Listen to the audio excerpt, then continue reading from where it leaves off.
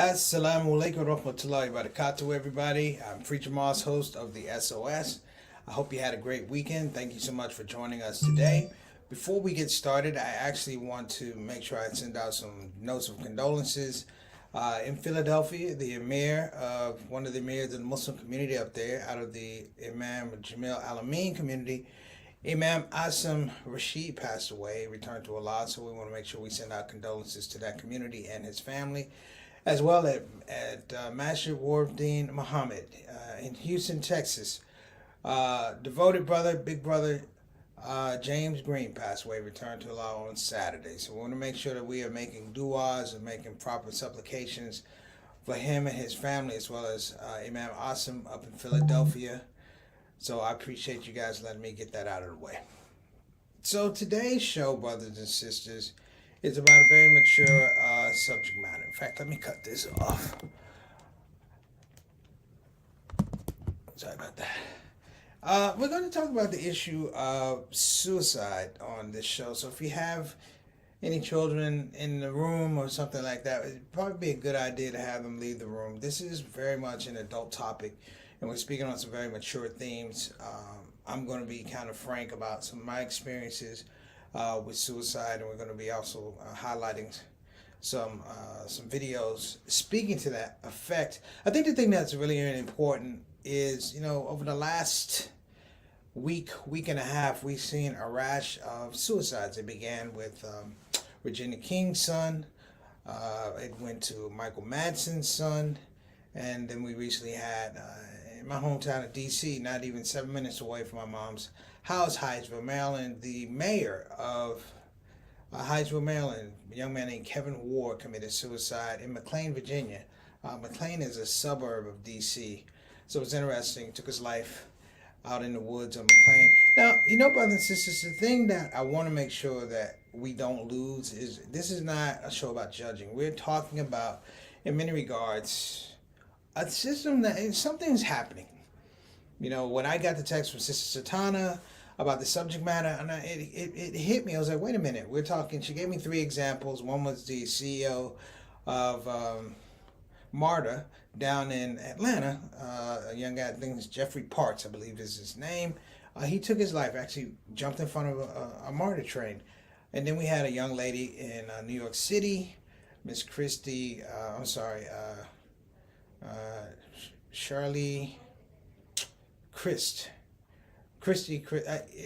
one of them. I'm sorry, brothers and sisters, but this is a young woman who took her life, jumped out of a 60-story building. So, what is going on?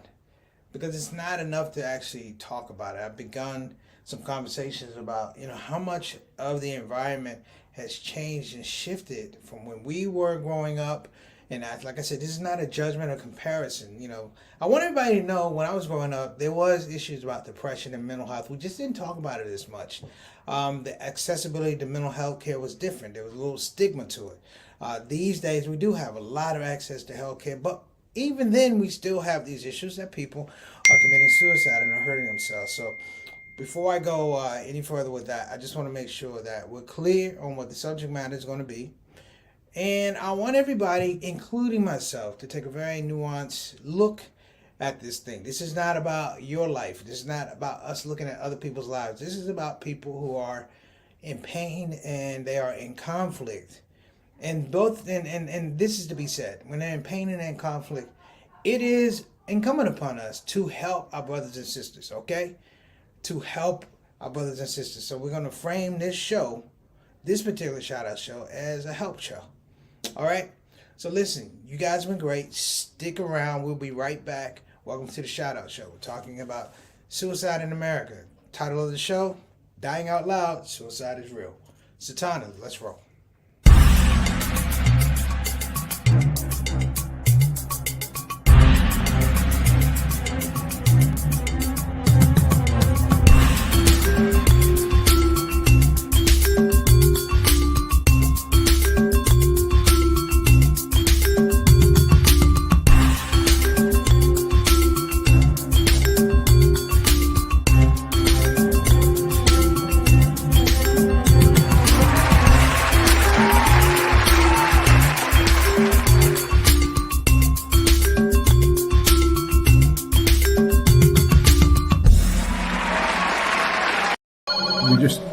just need help.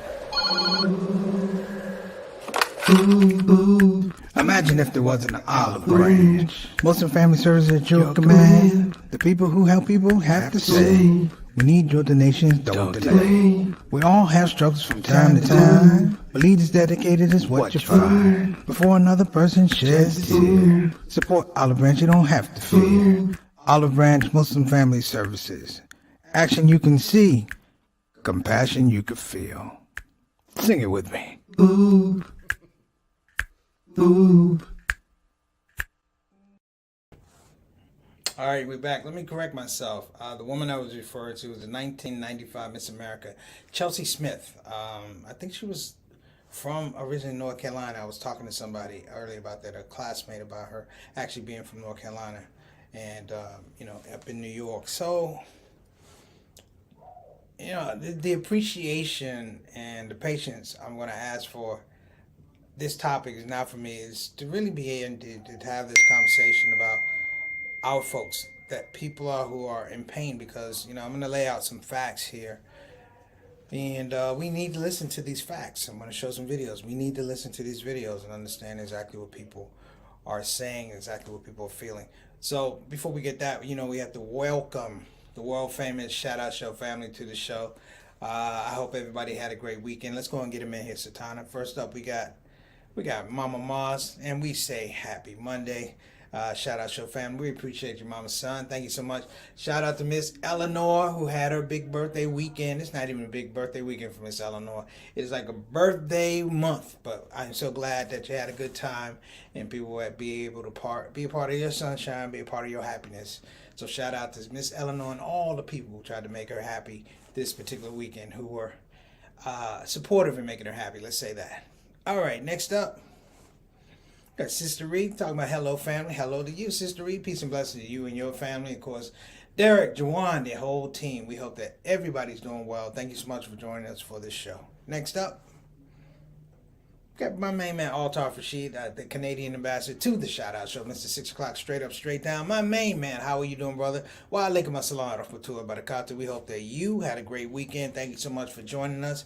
You are appreciated. Next up, and my main man, Bilal Salahuddin. Wa alaikum assalam wa rahmatullahi wa barakatuh. That's right.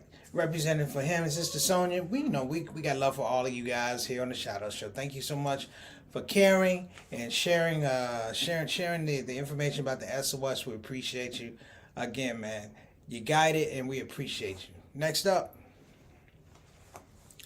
Sister Ika tuning in early all the way from Depok, Indonesia. What's going on, Sister Ika? Peace and blessings to you, your son, your daughter. We hope everything is going well on that side of the planet, brothers and sisters. It's a whole nother 12 hours from here, but she joins the show and we appreciate you. Thanks so much, Sister Ika. Next up, wa alaikum assalam wa rahmatullahi wa barakatuh. What's going on, brother JT? Much love to you. Had a great conversation with my brother yesterday while I was going around the track. Always informational and inspiring. Peace and blessings to you, Yolanda, and the rest of the family, the kids and the grandkids. Boy, we are getting old. Next up, what's going on, Sister Sakina Mujahid out of Charlotte, North Carolina. Wa alaikum assalam wa rahmatullahi wa barakatuh. Doing big things, got the job promotion and doing big things. Shout out to Sister Sakina. We talk about doers in our community. She is definitely a doer in our community. Salute to you and your family, your tribe. Thank you so much for joining us today.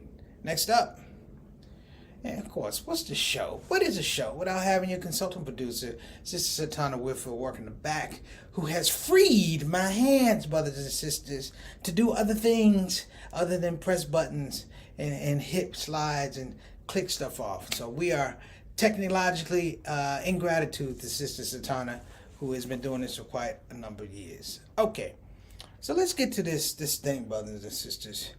Dying out loud. Suicide is real. Years ago in my teens, I went to college and went to Marquette University for summer school. And, you're in your space about, expressing yourself. The first time you've been away from home, and you're doing a whole lot of things you should not be doing. You hanging out, doing things you shouldn't be doing because, hey, guess what? You ain't got to go home. You go back to the dorms. there was a guy, I won't say his last name, his name was Matthew, but Matthew was a little bit different. And what made Matthew different was when we went to class, brothers and sisters, he would stay in his room. And he would not stay in his room alone. He would stay in his room with several bottles of vodka. And he would drink the vodka and drink the vodka and drink the vodka and drink the vodka and become belligerent. And one point in time, he tried to end his own life. Now, this was a lot for me because as a freshman, I was only 17 years old. Okay?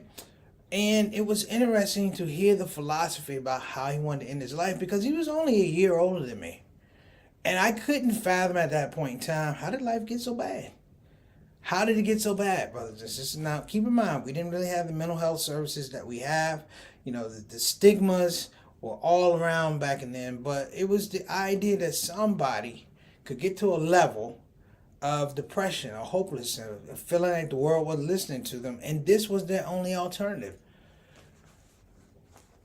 And what's important, brothers and sisters, and I heard this in an interview when I was doing my research, this is not the weakest of us, okay? A man said, make sure you check on the strongest of us, the people who look strong and sound strong, the people that you would think, oh, they don't have a problem in the world. Anybody's going to have a problem. It won't be them. Yes, there's a potential that's going to be them because in the true spirit of the word and this religion, we don't know what other people think. We don't know what's on their heart, and we can't sit here and hypothesize about whether people are feeling well mentally, spiritually. That's why we have to make the dua for them. But my point is, brothers and sisters, that it is at every level now. We're beginning to see it permeate so many aspects of society. And, brothers and sisters, it's getting younger. You know, the reports were saying that suicide rates were coming down or flattened out with whites. But what they found is, with blacks, particularly black men, that the rates were higher. And with Muslims lead of all the religions, we lead we lead the category of people who have committed suicide or been a part of suicidal ideation. This is serious. So I want everybody to take a look at this clip because it really emphasizes what I'm about to say. Moving on to the next spot. This is a clip about the mayor of Hyattsville, Maryland, outside of Washington, D.C. Let's take a look. The mayor of a Maryland town has died by suicide. Hi, my name is Kevin Ward. I am the newly elected mayor of the city of Hyattsville. Kevin Ward was elected mayor of Hyattsville, Maryland in May 2021 after serving 2 terms on the Washington, D.C. commuter town's city council. In campaign materials, Mayor Ward called himself straightforward and equally apt to listen to Stevie Nicks as Megan Thee Stallion. He said, "I believe that if I can help someone, then I can change her or his life." United States Park Police found Mayor Ward's body in Virginia's Fort Marcy Park, about 20 miles away from Hyattsville. The city says he died January 25th from an apparent self-inflicted gunshot wound. The governor of Maryland, Larry Hogan, expressed his condolences via Twitter. Mayor Ward leaves behind a husband and 2 sons. Kevin Ward was 44 years old. If you or someone you know is in need of help, please call the National Suicide Prevention Lifeline at 800-273-8255.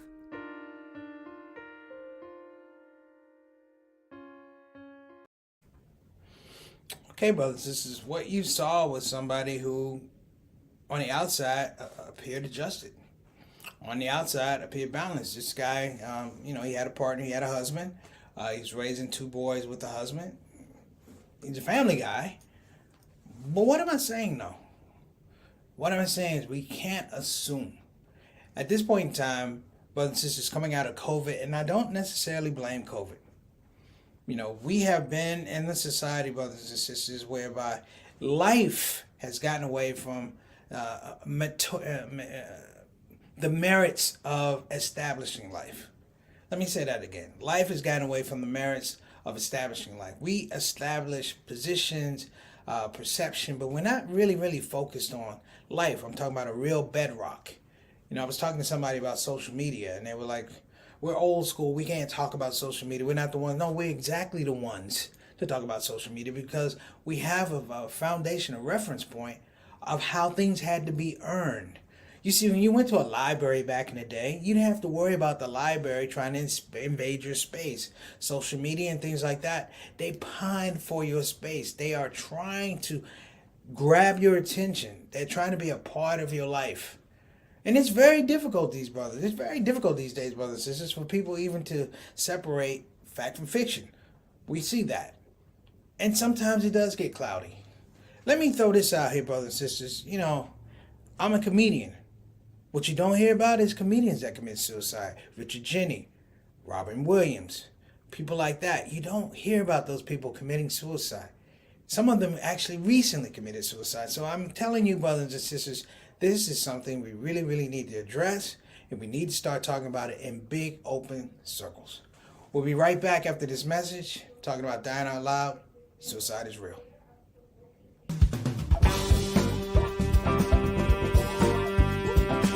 Hey, babies. Welcome to Radio WCUC, Convenient Urgent Care, home of the smart patient. This is DJ What It Do. You know what time it is. It's the top of the hour, and the request lines are open. You know what you want to hear. I know what you want to hear. Operators are waiting. I just got to hear don't get the COVID. Don't get the COVID, put your mask back on, the Delta COVID, more contagious than before. Don't get the COVID, go on and get the vaccine. You know that it can keep you safe, and your people living up in your space. Don't get the COVID, you need to wash your hands. The Delta COVID is more deadly than before. Don't get the COVID, go on and get your vaccine. You know that it can keep you from dying. Don't leave your family all alone and crying. Don't get the COVID. We invite you to join our fight against COVID and against misinformation. It's time to listen to the doctors and trust the science. When I think of people dying that don't have to die, it makes me sad. Now is the time to be sober. Together we can make this thing over. Let's fight the COVID. Convenient urgent care, home of the smart patient.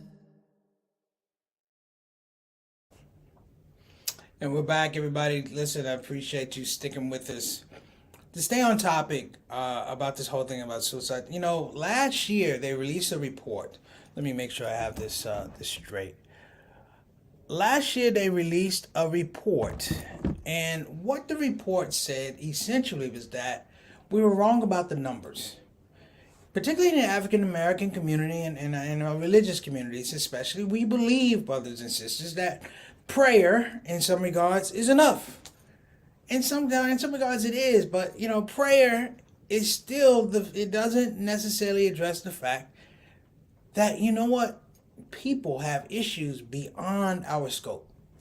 That we say things. I mean, I regret something I said years ago with somebody who said they suffered from depression, but they were drinking, and I said something like, well, man, if you're taking those, the pills and everything, drinking is not good. He took it really, really wrong. He was upset. And I guess he had a right to be, because he's like, hey, I'm trying to have fun. I took it the way I look at it. I meant it in the best way possible. But, that individual and I, we never talked again, brothers and sisters. And I realized it wasn't that I made the suggestion, but I pointed out what he was suffering from. And I realized that it came from a point that sounded like I was entitled to say so. I wasn't. I was concerned. But these things get misconstrued.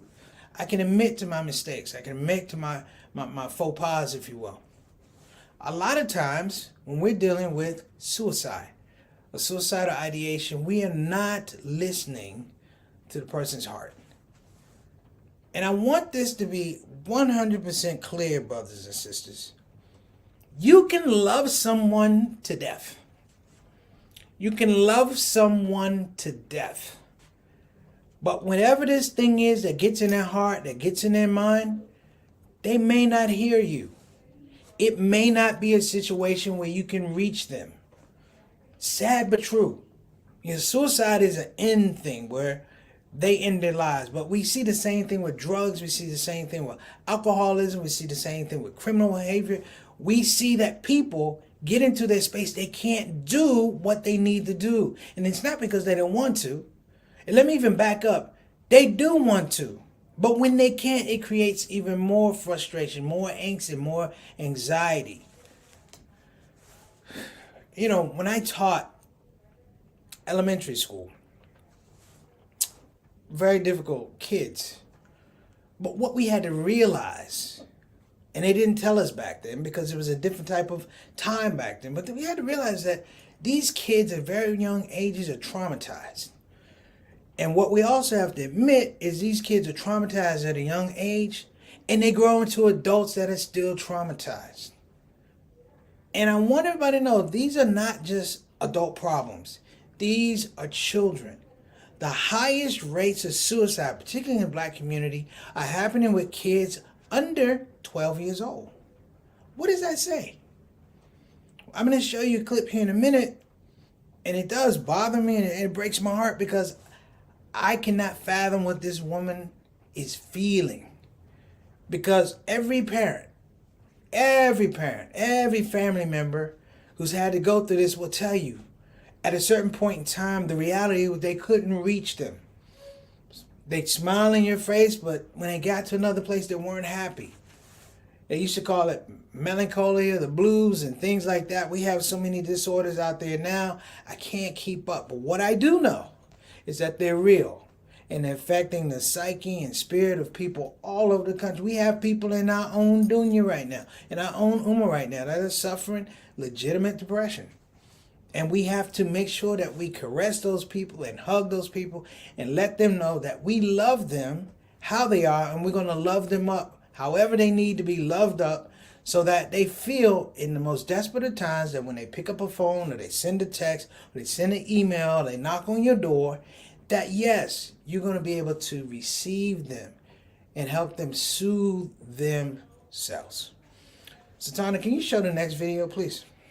Back now with the crisis in our country, a staggering rise in suicide attempts by Black children. NBC's Rahema Ellis now with one mother's heartbreaking message.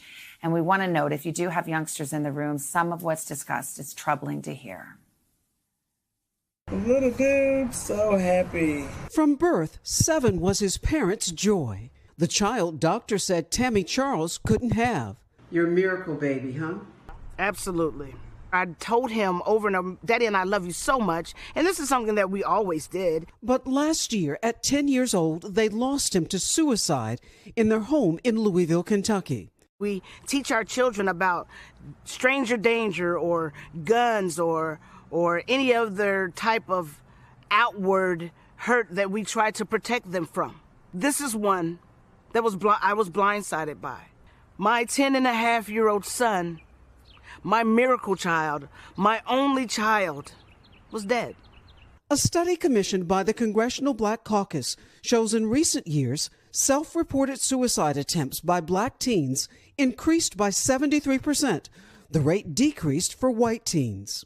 Black children younger than 13 were twice as likely to die by suicide than white children. Really shocking. NYU professor Michael Lindsay led the study. Why is this happening? I think we have to talk about the racism and discrimination that is prevailing in our society. That trauma, I think, is engendering a sense of hopelessness for kids, wondering if their life really matters. Tammy advocated for her son, trying to get him help, and worked with his school after she says he was bullied, called the N-word, and choked on the school bus just months before his death. I miss most his smile. I miss calling his name, and I miss hearing someone call me mommy. That is what I miss the most. Nationwide, Black and brown children are less likely than non-Latino white children to receive mental health services. Philadelphia psychotherapist Salima McNeil is trying to change that, raising money for free counseling for families of color. We really want young folks to know that they aren't alone. Now more than ever, our folks are actually open to the healing and willing to get the healing. Healing for Tammy is sharing her son's story. If you don't have children, or if you do, tell them you are loved, you are important, and if there's anything that I can do to help you through, please tell me, talk to me, please. Hoping other parents never experience her pain. Rahima Ellis, NBC News, New York. Hey,